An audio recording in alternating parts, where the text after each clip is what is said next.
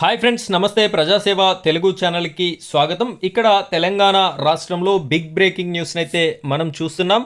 ఆసరా పెన్షన్లు 4,000 6,000 పెంచకపోతే రాజీనామా చేస్తా అని చెప్పేసి కాంగ్రెస్ రాష్ట్ర చైర్మన్ అయితే ప్రకటించడం జరిగింది. రాష్ట్ర చైర్మన్ అంటే చిన్న పదవి కాదు, ఆషామాషి పదవి కూడా కాదు, అది కూడా మినిస్ట్రీ స్థాయిలో ఉండేటటువంటి పదవే కాబట్టి వారి మాటలకి క్రెడిబిలిటీ ఉంది అని చెప్పేసి మనం ఈ యొక్క కంటెంట్ని అయితే తీసుకోవడం జరిగింది.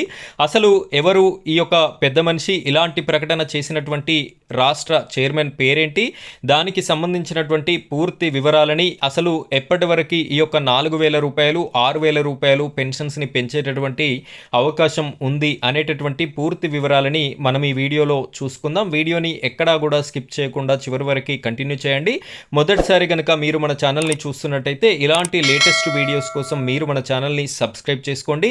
అదేవిధంగా పక్కనే బెల్ ఐకాన్ ఉంటుంది, దానిపైన ట్యాప్ చేసి ఆల్ అని సెలెక్ట్ చేసుకోండి. ఇంకా ఈ వీడియోని లైక్ చేయనట్టయితే లైక్ చేస్తారని కోరుకుంటున్నాను. ఇప్పుడైతే మనం వీడియో టాపిక్లోకి వెళ్ళిపోదాం. ఇక్కడ చూసినట్టయితే ప్రముఖ దినపత్రికలో వచ్చినటువంటి వార్తా ప్రకటనని నేను మీకు చూపెట్టడం జరుగుతుంది.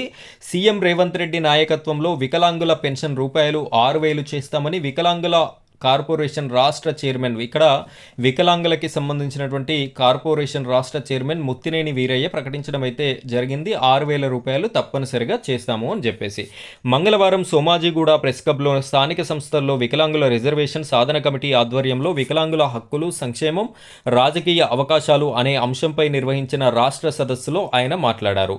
10 ఏళ్లు అధికారంలో ఉన్న బీఆర్ఎస్ వికలాంగులకి చేసిందేమీ లేదన్నారు. ఇక్కడ వారేమీ చెయ్యలేదు కాబట్టే మిమ్మల్ని అయితే అధికారంలోకి తీసుకురావడం జరిగింది. వారి ప్రస్తావన పక్కన పెట్టండి. కేంద్రంలోని బీజేపీ సర్కారు సైతం చేసింది శూన్యమన్నారు.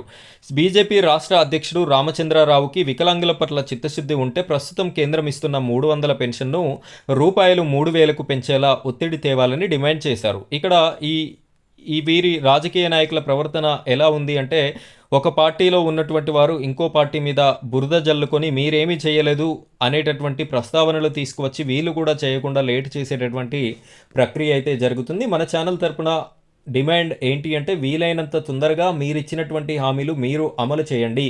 మీరు ఆనాడు కేంద్రం కోసం ఆలోచించి హామీలని ఇవ్వలేదు, మీరే ఇచ్చారు కాబట్టి మీరే అమలు చేస్తే బాగుంటుంది అని చెప్పేసి మన ఛానల్ తరపున కూడా విజ్ఞప్తి చేయడం జరుగుతుంది. రాష్ట్ర ప్రభుత్వం పెన్షన్ 6,000 చేయకుంటే తాను పదవికి రాజీనామా చేస్తానని, కేంద్రం రూపాయలు 3,000 చేయకుంటే రామచంద్రరావు తన పదవికి రాజీనామా చేస్తారా అని సవాల్ విసిరారు. ఈ సమావేశంలో committee chairman Shafi, vice chairman Denampalli Mallikarjun, NPRD India వ్యవస్థాపక అధ్యక్షులు తుడుం రాజేందర్ తదితరులు పాల్గొన్నారు. ఇక్కడ ఈ యొక్క మీటింగ్లో భాగంగా ఇలాంటి